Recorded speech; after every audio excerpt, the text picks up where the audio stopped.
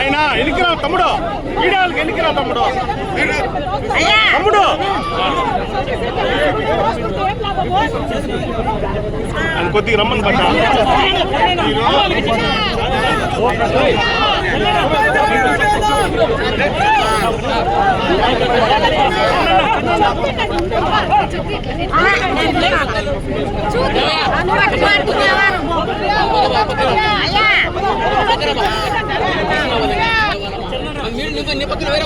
పంపించు.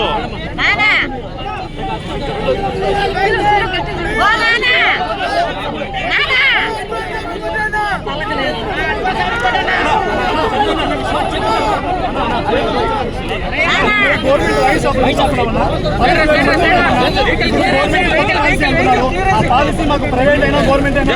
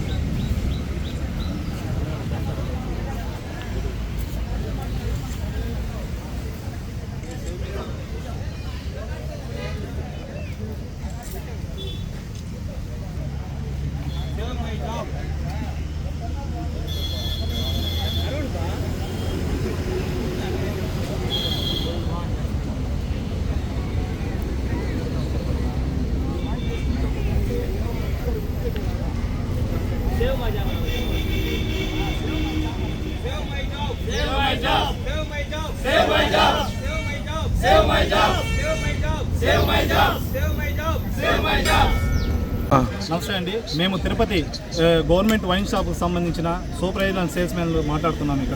ఇక్కడ మా యొక్క సమస్య ఏంటంటే మెయిన్ మాకు ఉద్యోగ భద్రత కావాలి. మా కుటుంబాలు 15,000 మంది ఉన్నారండి ఇందులో స్టాఫ్. ఇప్పుడు గవర్నమెంట్ కొత్త పాలసీ అంటున్నారు, అది ప్రైవేటా గవర్నమెంట్ అనేది మాకు తెలియడం లేదు. కాబట్టి ఈ 15,000 మంది కుటుంబాలు ఎక్కడ రోడ్డును పడతాయనేసి మేము డిప్యూటీ సార్ని కలవడానికి వచ్చాము.